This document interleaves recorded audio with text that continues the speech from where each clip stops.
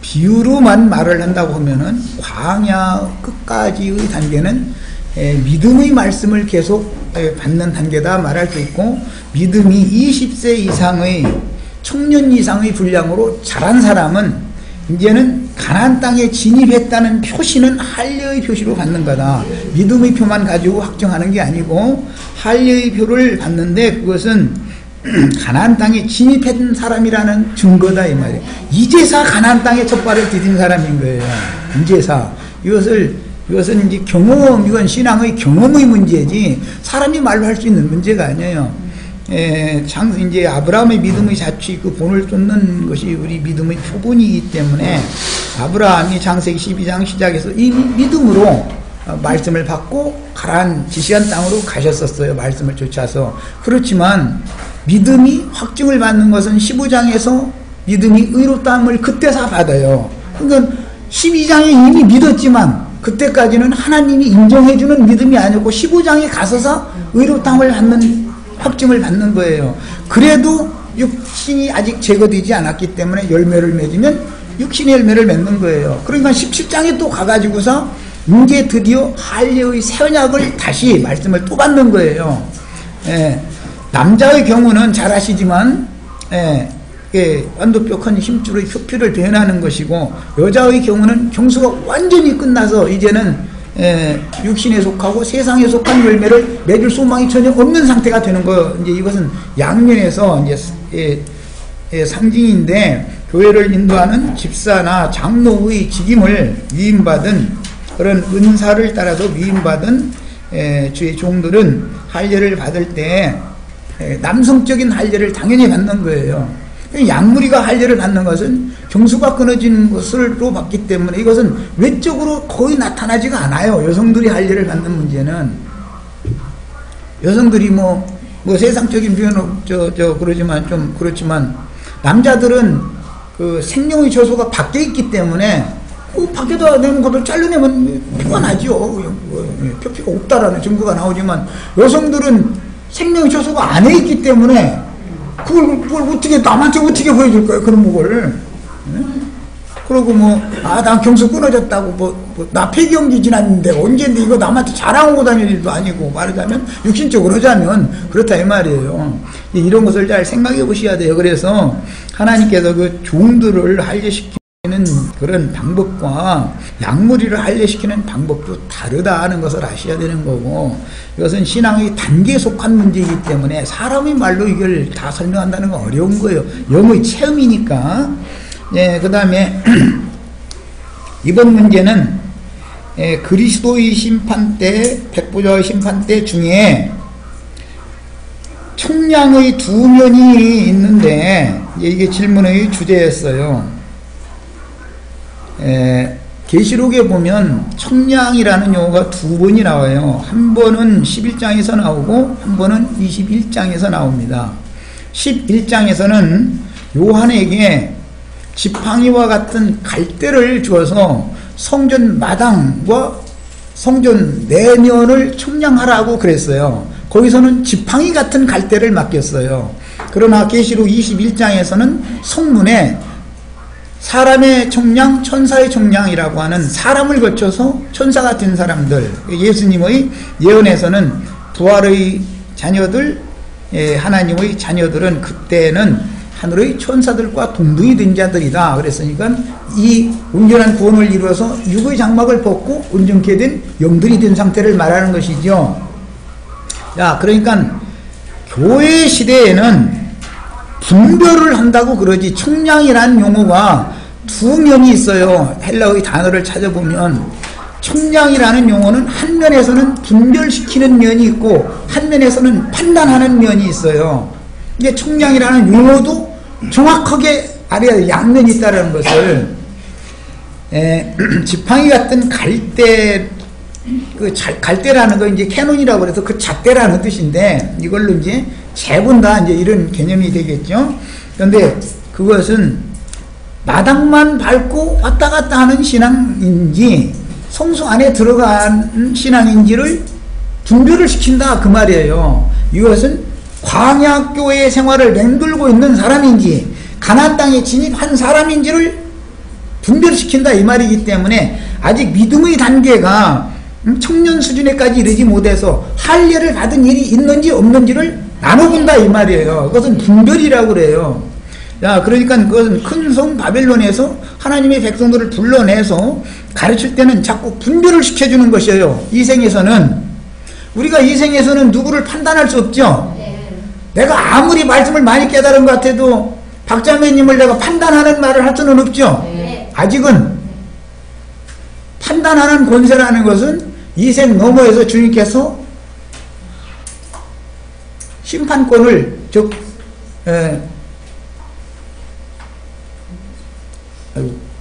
계시록에서는 나도 이기는 자들에게 뭘 금갈대를 준다고만 돼 있는 것이 아니라 치는 말 오전에 계속 했는데 왜 이렇게 이 말씀이 안 떠오르네. 이 단어가 떠오르지 않나 모르겠네. 철장. 네. 철장을 맡기는 것은 지금 이 생에서는 나는 철장의 다스림을 받아야 되는 사람인 것이지 철장을 내가 휘두르르 하는 게 아니죠. 이런 것을 구분을 할 줄 알아야 된다. 아무리 장로 형제고 집사 형제라 할지라도 어떤 약물이를 목양을 할 때는 교회는 장로나 집사가 목양을 하는 건데 철장으로 휘두르르 하는 것이 아니다 이거예요.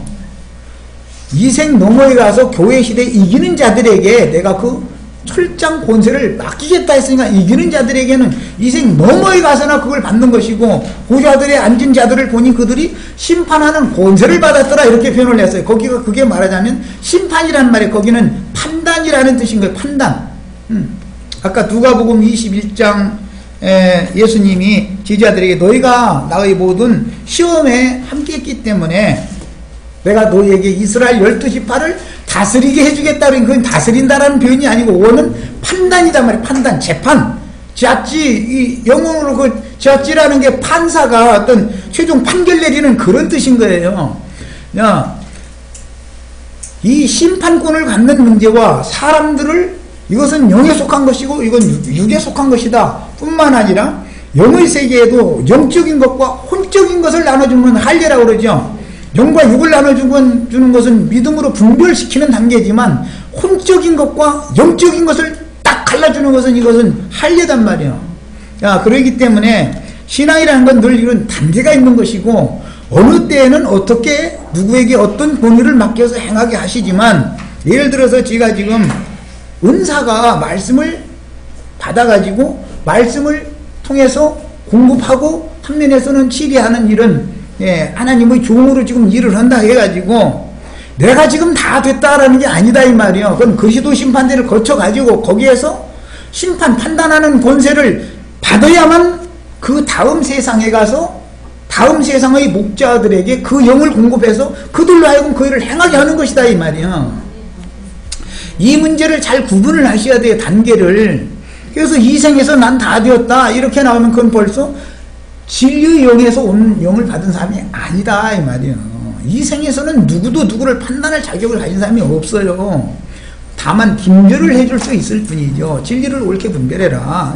그게 바른 진리가 아니지 않냐 이렇게는 말해줄 수 있지만 이제 판단이라는 말은 유대인들은 이제 추례를 시키는 것으로 최종 판단을 내리는 건데 너는 진리에서 벗어났으니까는 우리 모임에서 이스라엘 총회에서 밖으로 나가라 쫓아낸다. 그런 것은 교회에서는 그게 없는 것이다 이거예요. 구약시대는 율법으로 하기 때문에 추례를 시켰어요. 유대인들은 자기네들의 신앙과 맞지 않으면 출교시켜버리는 거예요. 진 밖으로 쫓아내버리는 거예요. 그러나 신약시대에서는 은혜시대이기 때문에 교회시대 안에서는 장로라 할지라도 집사라 할지라도 교회의 양무리를 맡은 목양의 책임이 있는 사람이라 할지라도 판단하는 권세는 없는 거예요. 분별을 해줄 뿐이에요. 본인이 최종적으로는 분별을 해주면 본인 속에 계신 주님께서 판단을 최종적으로 하는 거예요. 판단자는 그 사람 속에 있는 그리스도가 하는 것이다 이 말이에요. 밖에서는 분별을 시켜줄 수밖에 없는 거죠. 나는 지금 오늘 분별시켜주러 온 거지. 아 여러분들 말이야 이렇게 그렇게 했어? 그 나쁜 놈들이구만. 그거 다 쫓아내버리고 말이야. 여러분들 이렇게 해라. 그것은 하나님이 정한 지위와 신분을 벗어난 짓을 하는 사람들이다 이 말이에요. 이게. 이런 것을 깨달으셔야 돼요. 자, 그러므로 우리는 신약 교회 시대 내에서 교회 중에 어떤 일들이 벌어졌을 때 절대로 스스로 나누시면 안 돼요. 하나님의 손에 맡겨야 돼요. 그러니까 우리는 모르는 거예요. 하나님 어떻게 행정을 하실지를.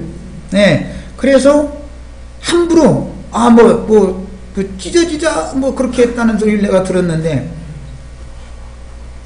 그건 내가 신이다 이 말이에요. 하나님이 하나로 모아놨는데 사람이 찢어요? 그런 게 어디가 있어? 그건 유대교인들의 출애 사상이다 이거. 출교시키는 사상이다 이거요. 형제 자매님들은 쫓겨날지언정 나누시지는 마세요. 당신들은 도저히 모임이 안 되니까 나가라 하면 그때는 나와도 돼요. 그때는. 그렇지만 우리 찢어지자 이런 소리를 함부로 절대 입 밖에 내시면 안 돼요. 그건 우리에게 맡긴 위임과 권위를 월권 행위하는 거예요. 하나님이 절대 주권을 무시하는 짓을 하는 거예요. 그래서 스스로 떠나는 자가 있는 거고 출애당하는 자가 있어요. 우리는 출애를 당할지언정 스스로 나가도 안 되는 거예요. 당신들이 좀 그렇다면 우리는 나가서 따로 모이겠다. 우리랑 이렇게도 하면 안 되는 거죠. 그건 있을 수 없는 거예요. 주님이 하나로 모아놨는데 사람이 그걸 나누면 사람이 주님보다 더 권위를 부리고 있다는 뜻이지 않겠어요? 그 말이 되겠어요? 이제 이런 것도 잘 구분을 하셔야 되겠어요. 자, 그 다음에 거듭남이 셋째 날이냐 여섯째 날이냐 이제 이런 질문까지 나왔는데, 이거는 한두 시간에 해결할 수 있는 문제가 아니라 오늘은 이건 다 다리가 어렵기 때문에 간략하게 했습니다. 첫째 날이라는 것은 예수 그리스도 영원한 생명의 빛이신 그분을 소개받는 날이에요. 첫째 날이라는 것은. 둘째 날은 소개를 받으면은 그들이 현재 신앙생활을 하고 있던 유대교의 체제에서 분별돼서 나오는 거예요. 뭘로? 궁창 위의 물과 궁창 아래의 물로 분별을 하는 거예요. 빛이 와야 이게 나눠지는 거예요. 그래서 소개를 받으면 둘째 날은 이렇게 나눠지는 거예요. 유대교에서 예수께로 나오는 날이죠. 자, 이제 셋째 날은 혼인을 하는 날이에요. 이것은 예수님을 만나는 날이다 이 말이에요. 이제 혼인이라는 것은 흔히 이제 히브리서에 뭐라고 하냐면, 히브리어에 안다라는 것은 부부 관계를 맺어서 아는 걸 말하는 거예요. 그건 내가 설명하지 않아도 어른들이니까 다 알 거예요. 그냥 그 청년이 중매쟁이가 말할 때 무슨 대학을 나왔고 박사 학위를 받았고 직장 안 보고 이렇게 소개받아서 아는 문제와 그분을 직접 만나서 연합을 맺어봐가지고 아는 문제는 전혀 다른 거예요. 그건 채무의 문제니까. 그것은 셋째 날 혼인으로 상징이 됐어요. 이제 일곱 날에 관한 것은 제일 직설적으로 연결되는 것이 일곱 절기예요. 일곱 날은 일곱 절기인데, 그것은 출애굽기를 보면은 개인적인 구원을 말하는 것이 아니고 단체적으로 출애굽을 하는 거예요. 단체적으로. 하나님의 입장에서는 단체적인 면도 있고 개인적인 면도 있다라는, 단체 내에 개인이 들어가는 것이지 내 개인이 단체를 다 완성하는 게 아니다라는 걸 반드시 아셔야 돼요. 지금 한 말을 아주 잘 명심해서 들어두세요.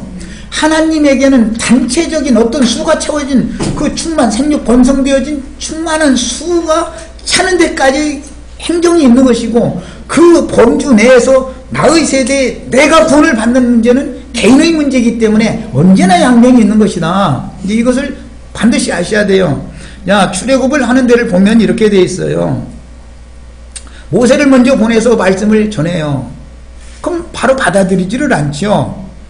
이틀 동안 계속 하는 거예요. 이틀 동안 안 받아들여요. 이틀 때 마지막에는 10번째 심판까지 임해버려요. 그때 유대인들, 이스라엘 사람들의 집에서는 유월절을 먹고 집 안에서 핏부림을 받아요. 거기에서. 그리고 그 밤에 출애굽을 시작을 하지만 실제로 홍해바다를 건너는 것은 옛날 번역에는 홍해길로 해서 돌 쳐서 이렇게 나가겠다 이렇게 번역이 됐는데, 이틀 동안을 두 군데에 유진을 해요. 고센 땅에서 나왔다고 바로 이렇게 출애굽을 하는 게 아니고 사흘 되던 날 나가는 거예요. 이런 것을 아셔야 돼. 진통이 있어도 진통 시작됐다 해서 바로 쑥 나버리면 물론 좋지요. 그렇게 말하면 뭐냐. 그런데 그게 아니고 돌처서라는 게 빙 돌아서 이 말이니까 애기가 엄마 앞에 이렇게 직선으로 서서 이렇게 뭐 앉아서 이거 물 먹고 그랬는데 나오려면 머리를 아래쪽으로 바꿔야 되잖아. 이렇게 돌아야 되잖아. 상징이다. 내가 이런 것도 여러 번을 사실 말씀드렸었어요. 어른들은 이거 출산해봐서 알지 않냐 말이요. 그래서 이틀 동안을 유진을 중간중간에 해요. 그게 출애굽기 13장 하반부에 나오는 말이에요. 그리고 출애굽을 실제 하는 것은 사흘 되던 날 출애굽을 하는 거예요. 거듭났다라는 것은 속에서 말씀을 받았어도 사람이 실제로 나오는 것은 이 나온다 이 말이에요. 이 하는 것은 사흘 되는 날 하는 것이지 여섯째 날 한다 이렇게 말하면 이게 안 맞죠. 사흘 되던 날 출애굽이 되어진 다음에 나흘 되던 날 출애굽한 백성들이 하나님의 아들들이 세상의 빛들로 드러난다 이 말이요. 나흘 되는 날은 그 해달 별, 그래서 그 얘기가 나오는 거예요. 하나님의 자녀들이에요. 그걸 상징한 거예요. 다섯째 날은 바다 생물, 여섯째 날은 땅의 생물이 또 창조가 되어져요. 그것은 자라는 기간이니까 궁극적으로 여섯째 날 완성되어져서 하나님의 일이 끝났다라는 말은 바다 생물도 땅의 짐승들도 모든 생물을 그 발 아래 밟고 땅을 정복하고 밟을 수 있는, 다스릴 수 있는 사람이 됐다 이 말이에요. 이 하나님이 창세기의 날짜별로 내가 요약해서 지금 말씀을 드리는 거예요.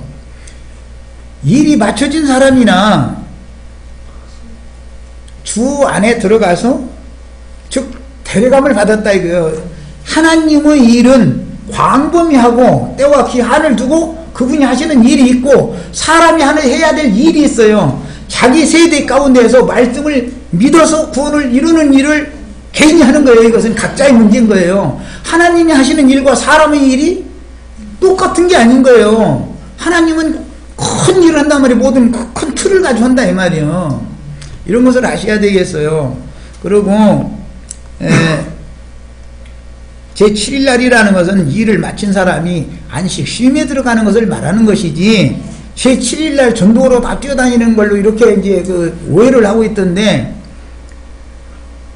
전도의 일을 한다는 것은 첫째 날부터 여섯째 날까지 일을 하는 것이고 일이 맞춰지면 쉬는 것이지, 아니 여섯째 날 거듭나가지고 그 이튿날은 전도로 다니고 이렇게 하면 이것은 좀 모든 면에서 안 맞죠. 이것은 이 문제는 다음에 더 소상하게 다룰 거예요. 왜냐하면 이것은 절기, 그 다음에 때와 시기, 이제 이것은 이제 희년, 그 다음에 70년 포로기, 그 다음에 70일에 이렇게 확대 해석을 해야 되기 때문에 이 하루에 이걸 간단하게 다 이거 다루다 보면 시간이 다 가니까 오늘은 다음 문제로 바로 넘어가겠습니다.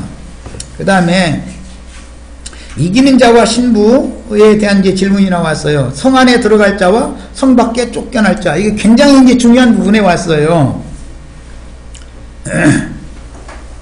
우리는 이런 문제를 이해를 할 때 이게 복음의 어떤 면에서는 핵심이라고 할 수도 있는 문제인데, 돌아온 둘째 아들에 대해서만 잠깐 예수님의 이 적용 말씀만 말씀을 드리겠습니다. 형제가 있었어요. 아버지 집에. 어느 시대에서 어느 시대까지는 맏아들이, 큰아들이 아버지 집에서 아버지와 함께 집을 지켜요. 그 동안까지는 둘째 아들은 이스라엘 나라 밖의 사람을 상징하는 거기 때문에 원리 제길로 간 사람들이에요. 갔는데 어디로 갔냐면 돼지들을 먹이고 있는 산으로 갔어요. 아버지 집과 산이라고 하는 것은 어떤 거할 처소를 말하는 거예요. 거처가 일단 있어야 되잖아요. 둘째 아들이 돼지 치는 개들이 있는 몰가락한 목자들이 있는 산으로 가서 돼지 먹는 음식을 먹으려고 그러는데 올 것이 없으니까 이제 너무 배가 고픈 거죠. 상징이죠, 이것이. 너무 그 영혼이 지치고 곤비해졌다, 이제 이 말이죠. 그러니까 그때 사대가 이 땅에는 나의 본향이 없지 않냐. 내가 유리하고 방랑하고 여태까지 지내봤지만 이 땅에서 나의 안식할 처소가 없다.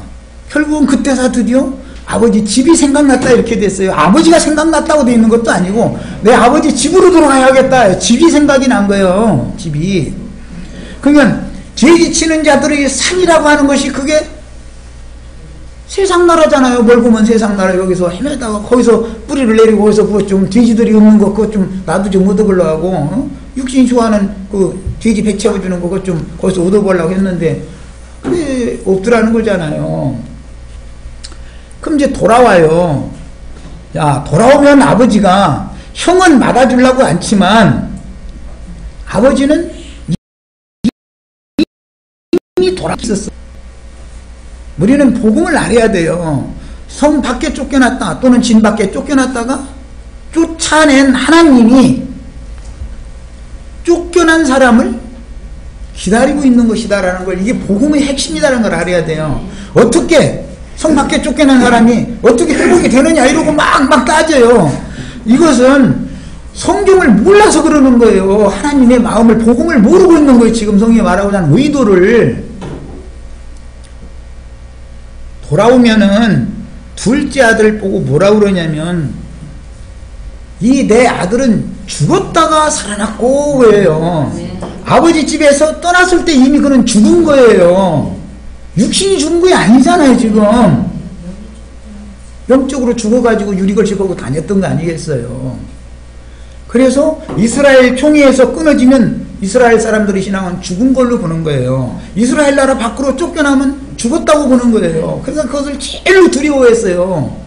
이스라엘이 총회에서 끊쳐져서 이스라엘 총회에 들어오지 못하는 것이 가장 큰 저주였었어요. 모압 족속이나 암몬 족속은 이스라엘 총회에 다시 회복되어져 들어오지 못한다는 것은 율법이에요. 그러나 예수님이 오셨을 때는 그들도 받아주신다는 거예요. 복음으로 바꿔지는 거예요. 그래서 은혜시대라 그러는 거예요. 율법으로는 진 밖에 넌 문둥병 걸렸어? 너는 여기 모두하고 쫓아내요. 너는 세리야? 안 돼. 너는 지난해 못 들어와. 이러고 유대인들은 출애를 시키는 것이 그들의 심판권을 행하는 거예요. 철장을 그렇게 휘두르는 거예요. 그러나 은혜의 시대라는 것은 그런 사람도 세리도 창기도 죄인도 문둥병자도 누구도 예수 그리스도 안으로 회개하고 돌이키면 다 받아주는 것을 말하는 거예요.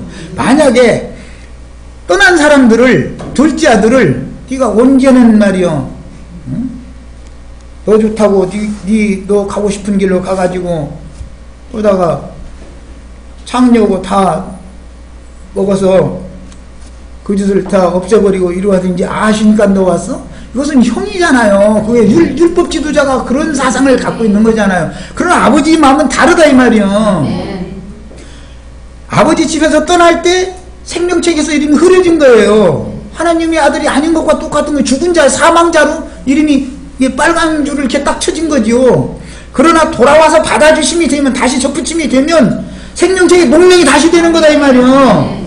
이것이 복음이에요. 그걸 우리 이 땅에서는 그걸 알고 있는데요. 영의 세계도 또 그러냐 이거죠. 이제 좀 나갈 거예요. 야, 이런 기본 원칙을 모르면 하나님의 행정을 모르는 사람이다. 하나님은 때와 기한과 어떤 시기를 정해놓고서 어떤 일을 하시기 때문에 유대인의 때가 있고, 즉 무화과의 때가 있고 이방인의 때가 있어요. 그래서 이방인의 때가 차기까지 예루살렘은 이방인들에게 짓밟히리라. 그 예수님은 예언이에요. 그러나 이 말씀을 다시 이방의 충만함이 차기까지만 끊쳐져 나간 것이다.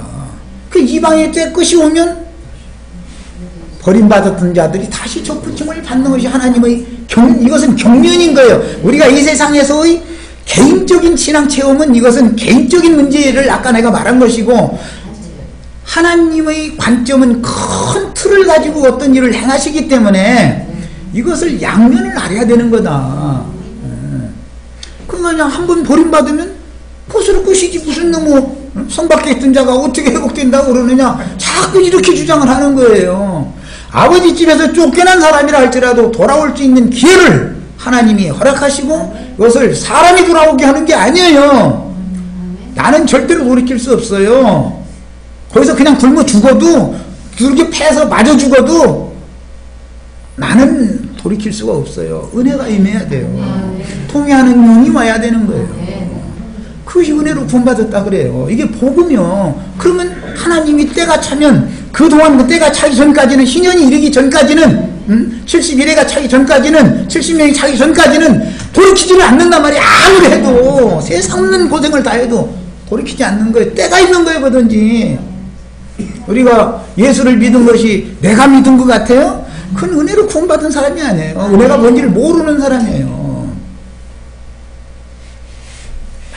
많은 우여곡절을 겪은 다음에 복음을 깨닫고 복음 말씀을 맡은 교훈을 통해서 말씀을 들어보니까 내 인생이 성경 이야기 결국 내기네 하고 그때 빛이 탁 온 거예요. 그래서 그때부터 믿음이 시작되는 거예요. 그래서 은혜로 구원이 시작되었으면 구원을 완성하는 것도 은혜가 끝까지 있어야 되는 거예요. 은혜에 붙어 있어야 되는 거예요. 은혜에서 끊어져 나가거나 은혜를 소멸시키면 그가 여태까지 이루어서 공력을 거기까지만 쌓아가지고 은혜에서 끊어져 나갔다 그러면 그 사람의 구원은 거기까지밖에 없는 거예요. 그렇다고 이게 아주 죽은 게 아니다 이 말이에요. 이걸 알아야 돼요. 그 다음에 이기는 자와 이제 신부에 관한 이야기, 아까 서두에 내가 시온산에선 14만 4천으로 대표되는 온전케 된 자들과 그 다음에 그들을 그리스도께 신부로 중매를 하는 자들이 사명은 전혀 다른 거다. 그 사명자들이 신부 안에 포함되지만, 즉 해를 입은 여자 안에는 사명자들도 포함되고 온전케 된 영들도 다 이 성도들이 다 포함이 되지만, 해를 입은 여자가 낳은 사내 아이는 전혀 개념이 다른 거다 이 말이에요. 사내 아이가 전쟁하는 거죠. 해를 입은 여자가 전쟁했다고 되어 있지 않잖아요. 여자는 낳는 일을 한 것인데 누구를 낳냐면 전사들을 낳았다 이 말이요. 이걸 이기는 자들이다 그래요. 하나님의 행정은 늘 기본적으로는 많은 백성을 기초로 하고 그 다음에 그 중에 사명자를 세우는 얘기를 하는 거예요. 백성이 없는 나라는 없는 거예요. 어느 나라가 왕들만 있어요. 아까 내가 얘기했지만 왕들만 있다면 여자는 하나고 남자가 100명이면 99명이 죽을 때까지 싸우다 아무것도 못해. 무슨 일이 되겠어요 거기서. 만국이라는 게 뭐예요? 100명의 남자가 있으면 100명의 여자를 줘야 만국이라는 게 생기는 거 아니겠어요? 자아를 다스리는 것이 끝이다. 그럼 하나님의 통치는 없어져 버려? 뭐에 도대체 어느 한 면, 그게 없다는 게 아니에요. 그 면을 보는 것은 내 자아를 내가 다스린다는 개념으로 자꾸 말했길래 이거는 아닌데, 내 자아를 내가 다스리면 구원이 가짜다 이 말이에요. 내 속에 계신 주님께서 나를 그렇게 때가 찰 때까지 징벌의 기간에 지발로 스스로 나갔으니까 놓아두는 거예요. 너 고생 좀 해봐라 이거지. 그렇다 해서 하나님이 너 아주 죽어라 이건 아니에요. 돌아올 것을 기다리고 문을 열고 기다렸잖아요. 이게 하나님의 마음인 거다. 그런데 다 돌아오는 것이 아니죠. 포로로 쫓겨난 사람들이 다 돌아오는 게 아니에요. 은혜가 있는 사람만 돌아오는 거예요. 은혜가 임한 사람만. 이게 복음이에요. 그래서 구원이라는 것이 다가 아니에요. 하나님은 모든 사람이 구원을 받기를 원하지만 다 구원받는 게 아니에요. 모든 사람이 믿음의 말씀을, 구원의 말씀을 선포를 하지만 믿음이 모든 자의 것은 아닌 거예요. 모든 사람이 다 구원받으면 좋지요. 하나님도 그런 뜻을 갖고 계셔요. 그러나 그게 안 된다 이거예요. 왜? 동일하게 은혜를 부어주셔도 누구는 그릇이, 은혜를 받을 그릇이 안 돼 있다 이거예요.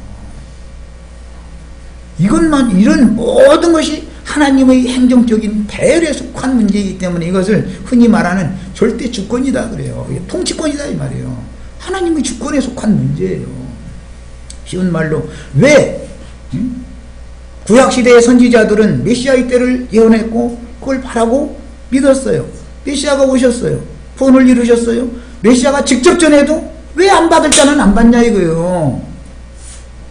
은혜가 없으면 안 받는 거예요.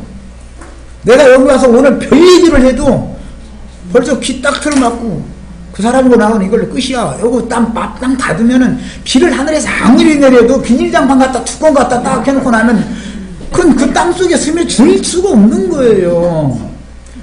하나님만이 문제가 아니라 인간의 마음, 땅의 상태도 너무너무 중요한 것을 아셔야 돼요. 양면이 있는 거예요. 남자가 아무리 사랑한다고 해도 여자가 싫다고 하면 끝나는 거지. 어떻게 할 거예요? 여자가 계속 안 받는데요. 매 사는 이처럼 어떤 것을 복음을 깨달을 때 단편적인 깬 것을 이렇게 붙잡고 나서 하나님이 말씀이 의미가 뭔지를 모르는 사람들은 자기 주장을 자꾸 세우려고 그런다 이거예요. 그럼 하나님의 말씀이 스며들지가 않는 거죠. 자기 주장이 더 강한데 이런 거 보고 완악하다 또는 강팍하다 이래요. 강팍한 전혀 뭐 얘기는 뭐 하면은 좀 그런데 막 이렇게 움츠리고 있는 사람한테는 힘으로 그거 강간을 하겠어요. 그게 안 되는 거예요. 움츠리는 사람이 저 사람이 10대까지는 내가 최선을 다해서 뭐 저 새들 보니까 뭐 좋은 거 갖다 물어주고 주기도 하고 뭐 이렇게 하더만 스스로 놀게 만들어야 되는 것이지 하나님이 이렇게 강간하는 분이 아니단 말이에요. 그래서 은혜라고 그러는 거예요. 율법 시대는 강간하잖아요. 또 이렇게 열어놨는데 왜 안 열어? 안 열으면 너 나가 이 시기잖아요. 그러나 신약 시대는 사정하는 거예요. 그러니까 하나님이 좀 불쌍하죠. 신약교회 하나님은. 인간은 튕기고 막 예수님은 막 사정하고 애걸복고 그러고 말이에요. 복음의 의미를 알아야 돼요. 신밖에 쫓겨난다라는 게 무슨 뜻인지를 알으려고 지금 이제 시작을 이렇게 했어요. 자, 이제 경륜적인 문제로 들어가겠습니다. 창세기 1장 26절에서 28절 사이에 보면 하나님의 형상과 모양으로 만들어진 사람을 통해서 생육하고 번성하게 하는 복을 주신 다음에 모든 생물, 신약용어로는 만물이라고 했어요. 모든 생물은 하늘에 있는 것들, 땅에 있는 것들, 땅 아래에 있는 것들 이렇게 세 부분으로 대별을 했어요. 그래서 계시록에서는 하늘에 가는 자들은 복이 있고 땅과 바다에는 화가 있다 이렇게 표현을 했어요. 자, 이것은 창세기에서부터 나오는 말이에요. 전부가 성경이 흐름이다 이게. 그런데 만물을 다스리려면 하늘에 있는 것들도 복종시켜야 돼요. 천사의 세계를 복종시켜야 되는 거죠. 하늘에 있는 것들은 용들의 세계잖아요. 땅에 있는 것들은 인간이 대표죠. 땅의 생물들 중에 인간이 대표예요. 복종시켜야 돼요. 우리의 싸움은 혈육을 대항하는 것이 아니고 공중권세 잡은 악의 영들과 세상의 시리자들을 대항하는 거다 이랬어요. 세상 권세자들 바다의 짐승이에요. 창세기에서는 바다의 모든 생물이 나게 하시고 큰 짐승도 나게 하셨어요. 그 단 용어인데 이게 뭐냐면 계시록에 나오는 바다에서 올라온 짐승 적그리스도 흔히 말하는 이걸 상징하는 거예요. 야, 하늘에 거하는 자들을 통해서 땅과 바다를 정복하고 다스리게 하는 것이 하나님의 뜻이다 이 말이에요. 창세기에 이미 그것이 하나님 자신의 형상과 모양으로 창조되어지고 만들어진 사람에게는 만물을 다스리게 하자라는 것이 하나님의 계획이다 이 말이에요. 하나님의 그런 원대한 계획은 반드시 시공 가운데에서 이루어져야 된단 말이에요. 하나님의 말씀이 안 이루어지면 성경이 다 거짓말이고 쓸데없는 뭘 믿는 거예요 우리가 지금. 말씀은 반드시 이루어진다. 하나님의 뜻은 이루어진다. 우리의 구원은 하나님의 뜻에 맞춰져 있어야 되는 것이지 나의 구원에 하나님의 뜻이 나의 구원에 따라서 좌지우지하고 흔들리고 이렇게 하는 일은 절대 없는 거예요. 그런 게 어디가 있어요. 그런 구원관을 가졌다면 이건 가라지다 내가 말이야. 그런 거예요. 진리를 정확하게 알아야 된다 이거요. 그냥 불명한데 난 믿었다고 생각하는데 사실은 어떤 상태가 됐을 때 자기 신앙을 딱 표출시키는데 보면 이제 보니 난 믿고 있었더니 이게 아니네? 판단이 다 오잖아요, 분별이. 성경을 너무 어떤 단편에 딱 붙잡히게 만드는 것도 마귀가 하는 일이에요. 마귀도 다 하나님의 말씀을 또 기록한 양편의 말씀을 마귀가 인용한 말씀만 있는 게 아니에요. 또 기록한 그 말씀을 계속하는 말씀이 또 나오기 때문에 양면을 균형 잡히게 딱 알아야 된단 말이에요. 전체를. 시작과 끝을 전체를 알아야 돼요. 어느 한 면에 딱 붙잡히게 만들어요. 그 마귀가 하는 일인 거예요. 마귀도 다 말씀 인용하는 거예요.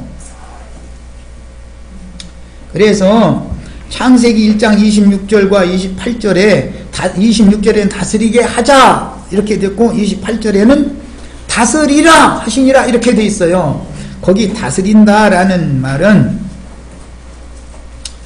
라다라는 용어를 사용하는데 이것은 기본 어근이 짓밟다, 정복하다, 특히 부속들이다, 지배권을 갖다, 통치하다 그런 뜻이에요. 창세기 1장에 나오는 용어가 뭐라고요? 짓밟다, 정복하다, 부속들이다, 지배권을 갖다 통치하다 그런 뜻이에요. 아까 내가 누가복음 21장 그 말씀 인용한 거 들으셨죠? 제자들에게 이스라엘 12지파를 다스리게 한다 그랬는데, 다스리게 한다라는 개념이 통치권을 준다 이 말이에요. 판단권을 준다 이 말이에요. 재판권을 준다 이 말이에요. 이것을 총량권이다 그래요. 총량. 계시록에서는 이 사람을 하나님의 세계에 들어올 자격이 있다고 인정해 줄지, 너는 자격이 없다고 할지를 최종적으로 짭지로서 결정해버린다 이 말이에요. 그런 본의를 맡기는 걸 말하는 거예요. 그냥 무슨 공급하는 것만을 말하는 게 아니에요. 성경에는 다스림이 양면이 있다는 걸 내가 지금 이걸 이해시켜 드리려고 그래요. 은혜가 왕노릇해서 다스린다 그러면 그것도 왕노릇 하는 거죠. 은혜도. 그러나 시리권, 통치권, 판단권이라는 것도 있는 것이다 이 말이에요. 양면을 다 알아야 되는 거예요. 성경을 알을 때는. 그리고 땅을 정복하라 그랬어요. 여기에서는 카바시라는 이 용어도 역시 짓밟다, 복종시키다, 강제로 정복하다, 강요하다, 속박하다, 다른 데서는 뭐 강간하다라고 그런 의미도 된다는 건데, 이렇게 돼 있어요. 이것이 정복하는 거예요. 정복하라라는, 땅을 정복하라, 모든 생물을 다스리라, 이 의미를 우선 알고 있어야 돼요. 창세기 1장에 나오는 이런 하나님에게 원대한 뜻이기 때문에 이 뜻을 계시록에 가서 드디어 완성한다, 이걸 말하는 것이 성경 전권의 흐름이다 란 말이에요. 예, 시작과 끝을 다 알아야 돼. 그래서 그러니까 그 과정이라는 건 당연히 있을 거 아니겠어요. 이제 시작과 끝을 알면 과정을 이해하는 데가 훨씬 쉽죠. 그 다음에 남편이 아내를, 여자 보고 너는 남편을 사모하고 남편은 너를 다스릴 거니라 했는데, 것이니라 했는데, 여기서는 마샬, 이 단어는 지배하다, 다스리다, 거기서는 그런 뜻이에요. 남편이 아내를 다스리다는 것은 그 시도께서 교회를 다스리는 것을 상징하는 말인 것이죠. 야, 하나님의 형상과 모양으로 창조되어지고 만들어진 사람들, 그들로 라고 거기서 이제 복수예요. 혼자 개인이 아니고 그들로 땅을 정복하게 하고 모든 생물을 다스리라 하시니라 했던, 거기에서는 그래서 보좌들이 있고 앉은 자들이 있어서 심판하는 권세를 받았더라. 거기서는 심판이라고 번역이 됐어요. 계시록에서는 의미가 왜 바꿔지는지를 아셔야 돼요. 은혜가 왕노릇하는 문제는 내적으로 주님이 나에게 기름 부음을 통해서 은혜를 주시는 것을 말하는 것이지만, 은혜가 올 때는 반드시 출장으로 침을 받은 다음에 은혜가 오는 거예요. 그냥 은혜만 베풀어 주는 게 아니에요. 하나님은 의를 집행하시면서 그분이 사랑으로 다스리기 때문에, 의가 없는 통치는 하나님의 나라의 통치가 아니에요. 하나님의 의가 세워지지 않으면 인간 나라에서도 자식 새끼 망하게 만들려면 이래도 옥냐 저래도 옥냐 해서 길러놓으면은 나중에는 저밖에 몰라요. 이 자라도 자기 안에 함부로 주먹질하고 이렇게까지 되는 거예요. 조금 지나면 자기 비위에 안 맞는다 해가지고 이혼하겠다고 이러고 나오고 이러는 것은 왜 그렇겠어요? 기르기를 그 모양으로 길러놔서 그러는 거예요. 옹냐옹냐고 길러놨기 때문에 그러는 거예요. 하나님은 인간 나라, 이 인간들이 통치하는 것보다 훨씬 더 엄격하게 어려서부터 말 안 들을 때는 매로 초달을 해서 한 면에서는 초달을 하는 거예요. 한 면에서는 공급을 하는 거예요. 깨닫도록. 하나님의 통치를, 공의를 알아야 돼요. 하나님의 공의가 무시되어져 버리면, 즉 율법 말씀을 먼저 준 하나님의 뜻이 무시되어져 버리면 은혜를 주셔도 이것이 다 무용지물이 되고 해악이 되는 거예요. 무조건 은혜만 줘가지고 유익이 되는 게 아닌 거예요. 그래서 율법을 먼저 주는 거예요. 그래서 율법 통치를 먼저 하고 그 다음에 은혜를 주시는 거예요. 순서가 있잖아요. 이렇게 큰 틀에서 하나님의 뜻을 이해를 하는, 이 눈이 열려야 되겠다. 우리들은 너무 성경을 볼 때 하나님이 말하고자 하는 의도를 너무 단편적으로만 보는 경향이 너무 많은 것 같아요. 볼 때. 오늘 이걸 다 말씀드릴 수는 없고, 이제 아까 누가복음 그 19장에서 그 나라가 지금 당장 나타날 줄로 그렇게 생각을 했죠. 그러나 주님은 먼 후일날 나타날 것을 비유로 말씀을 하셨죠. 왕권을 받으러 먼 나라로 갔다가 다시 왔을 때 종들이 충성된 종들은 깨 있어가지고 때를 따라서 그 맡긴 양무리들에게 천국 곳간에서 좋은 걸 내다가 옛 것과 새 것을 내다가 이렇게 막 나눠주는 이런 일을 하는 거 보면 그 좋은 복이 있으리로다. 이제 이렇게 말씀이 이어져 나가는 것은 그런 어떤 과정이 지난 다음에 그 나라가 나타난다 이 말이잖아요. 지금 하나님의 행정을 너무 단편적으로만 보면 안 되는 거다. 사도행전 이번에는 1장 6절로 8절을 읽겠습니다.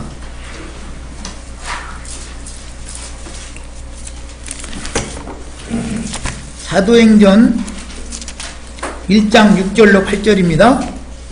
그들이 모였을 때에 예수께 여짜오되 주께서 이스라엘 나라를 줄쳐넣습니다. 회복하심이 이때니까 라고 물었어요. 자, 이스라엘 나라가 회복되는 것을 그렇게 고대했다 이 말이죠. 이 제자들이. 그러니까 예수님 보고 이때입니까? 라고 물어요. 그런데 예수님은 그래 이때야 이렇게 하지 않아요. 때와 시기는 아버지께서 자기의 권한에 두셨으니 너희가 알 바가 아니요.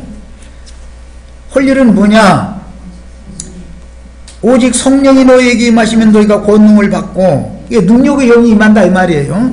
예루살렘과 온 유대와 사마리아와 땅 끝까지, 이제 땅 끝까지 표시를 해놓습니다. 마태복음에서는 모든 민족에게 증거되어야 하리니 그제야 끝이 오리라 그랬어요. 땅 끝까지 이르러서 내 증인이 되리라 그랬어요. 자, 이 말은 하나님에게는 어떤 큰 맥락의 어떤 때와 시기를 정해두시고 그때까지 해야 될 어떤 과정을 지금 말씀하고 있는 거죠. 그때 당시 제자들은 주님의 나라가 주님 오셔서 천국에 대해서 말씀하셨으니까 당장 나타날 줄 이렇게 생각하고, 그 예수님이 지금 천국의 그 주제자로 왔다고, 내가 바로 천국을 가지고 왔다고 이렇게 해놓고 나서 그냥 죽어버리고 지금 보니까 얼마나 허망해요. 그런데 이 성령이 이제 그 영으로 오셨잖아요.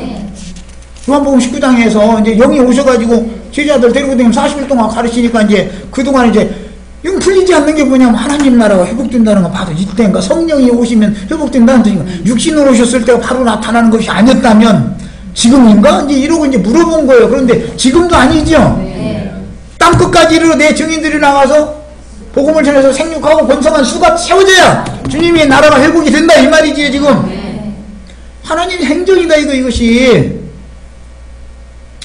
자, 그래서 성경에는 마가복음 11장 13절을 읽어보겠습니다.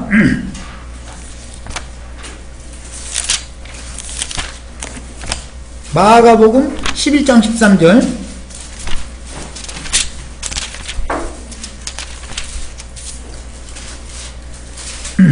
예수님이 이제 예루살렘에 이제 죽으러 가가지고 마지막 홀로 전쟁을 하는 중인데, 그때 베다니에서 새벽에 이른 새벽에 나왔는데 시장하셨기 때문에 무화과나무의 산이, 무화과나무들이 많이 심겨 있어서 이건 이제 에덴 동산에 대한 이제 예표인 것이죠. 가서 혹시 이파리를 따 잡수실 수는 없잖아요. 열매를 잡수셔야 되니까 혹시 열매가 있을까 해서 가봤더니 잎사귀 외에 아무것도 없었다. 왜 그랬느냐? 이는 무화과의 때가 아님이라. 그래서 여기 원문을 보면은 무화과 열매 맺을 때가예요. 자, 이파리만 번성했다라는 것은 에덴 동산에서 무화과나무 이파리로 치마를 해입은 것에서부터 비롯되는 말이라는 걸 알 수 있죠. 이 무화과나무가 저주받았어요. 예수님에 의해서 뿌리로부터 말랐어요. 그러나 실제 또 이어지는 말씀에 의하면 무화과나무와 모든 나무의 비유를 배워라 라고 하면서 이 무화과나무가 연한 새순을 내고 다시 소생되는 것을 말씀을 예언해 또 했어요. 저주하신 것으로 끝이 아니에요. 한 번 진 밖에 쫓아나면 그냥 끝나는 게 절대 아니에요. 한 번 저주받았다 해서 그냥 끝날 것 같으면 하나님도 아니에요. 그건 구원자도 아닌 거예요. 성 밖으로, 진 밖으로 쫓아내는 것은 징벌을 위한 것인 것이지 뉘우칠 때까지 기다려주시는 것이고 돌아서라라는 뜻인 것이지 넌 죽어라라는 게 아니다라는 걸 아셔야 돼요. 하나님의 마음을 알아야 돼. 아버지의 마음을. 말씀 가르치는 사람들이 이런 하나님의 어떤 그 말씀을 읽을 때는 복음을 깨달아야 되잖아요. 이게 이런 의미구나. 진 밖에 쫓아낸다. 7일 동안 있다가 다시 돌아오고, 어떤 경우는 10일 동안 진 밖에서 뉘우치고 돌아오는 그 문둥병이 치료받는 기간이 7일이라면 10일로 상징됐잖아요. 미리암이 문둥병이 고쳐지잖아요. 거기서 징계의 기간 동안에. 그러니까 다시 돌아오는 거예요. 이것이 다 뭐냐? 이걸 은혜라고 그래요. 돌아온 때가 있다 이 말이에요. 반드시.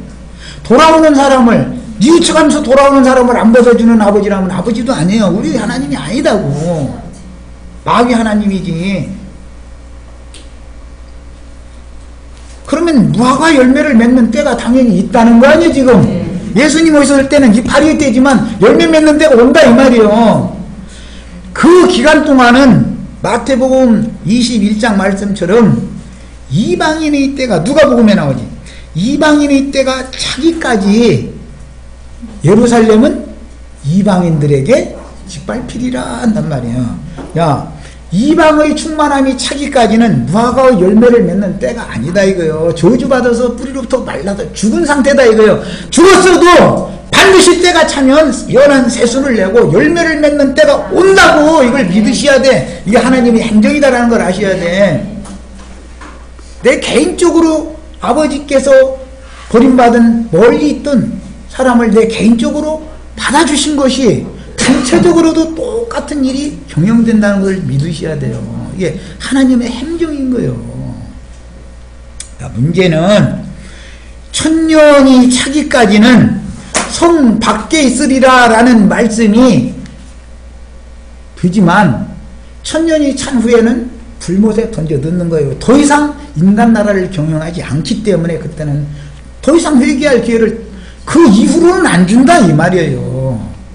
하나님의 경륜이요 이것이. 야, 은혜를 베풀고 기다려주시는 것도 행정하는 게 아니다 이 말이에요. 하나님 어떤 행정을 갖고 있기 때문에. 이방인의 때에는 이방인들에게 회개할 기회를 주는 때예요. 이때는 우리가 어떤 사람도 그래서 판단을 못하는 게, 저 사람이 언제 무슨 사유를 통해서 복음을 듣고 주님 앞으로 돌아올지 우리는 알 수 없어요. 다만 복음을 전할 책임을 질 뿐인 것이지 우리가 사람을 판단할 수 있는 권리가 없어요 지금은요. 그러나 무화과의 열매의 때가 오는데, 그것은 그리스도의 생명나무에서 꿈꿔져 나갔던 바울의 혈통적인 이스라엘 12지파가 계시록 7장에 다시 인을 맞아서 그 신앙이 회복되는 때가 온다 이 말이에요. 그때가 열매를 맺는 때다 이 말이에요. 이것은 하나님의 경륜에 속한 문제예요. 하나님의 은사와 하나님의 부르심에는 후회하심이 없어요. 하나님이 자식을 낳아놓고 나서 말 안 들었다고 해서 쫓아내놓고 나서 들어와도 문 안 열어주고 문 딱 닫아놔두고 넌 가서 저주받아버려, 넌 지옥으로 들어가, 이렇게 하는 하나님이랑 우리는 구원받을 육체가 하나도 없는 거예요. 이미 믿어서 구원을 얻은 성도들이라 할지라도 교회 생활 안에서도 자기 잘났으면 넘어지게 돼 있어요. 왜? 교만한 자를 하나님이 넘어뜨린다 그랬어요 성경에. 열려다 보니까 벌써 시간이 되어버렸어요. 그러나 이제 이 하나님이 경륜을 얘기하다 보면 죄송합니다. 어쨌든 1시간 더 하겠습니다.